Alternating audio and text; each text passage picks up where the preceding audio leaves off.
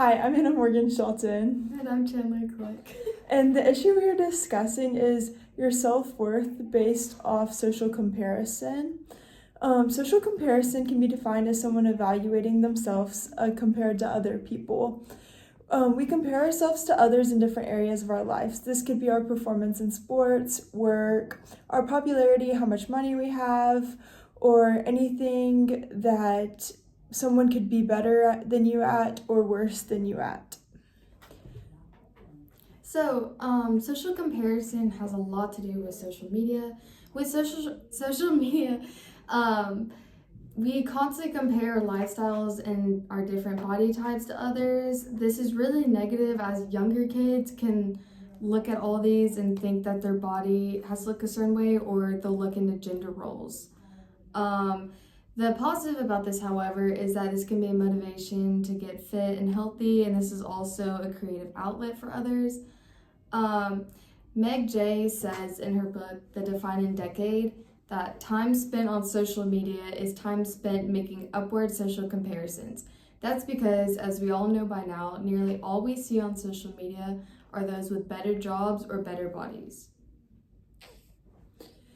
Comparing ourselves isn't always a bad thing, though. Sometimes we look at other people and we see that they are better than us at something, and we want to push ourselves to work harder so that we'll be just as good as them in these areas. For example, runners. One runner could be running super fast and you want to run as fast as him, so you're going to push yourself harder so that you can be as fast as him. Upward comparisons involve comparing ourselves to someone who would be better than us, like the runner, for example. But then you also have downward comparisons, and that is when you're comparing yourself to someone who is not as good as you. You can look at them and think that you're so much better than you actually are because you're comparing yourself to someone that is not as good as you in this area. This can provide you with feelings of happiness, but the problem with it is you're going to stay where you are because you're going to be content with being average. Okay, and then for one of our research articles, we found this article about the effects of social comparison and depressive mood on adolescent social decision making. And they used a UG paradigm with adolescents with social decision making through mood and social comparison. This was 216 high schoolers.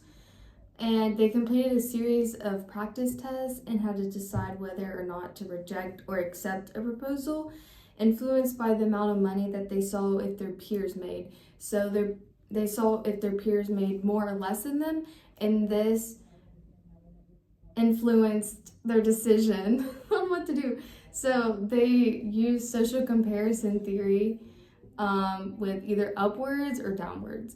And this showed that the more depressed individuals were more likely to compare, and they used the upward comparisons, and also showed that social comparison is majorly linked to depression. This study shows how social comparison and depression can significantly increase our decision making. By comparing, we might be more swayed to decide a certain way based on social comparison. So overall, comparison can help or make your self-worth better or worse.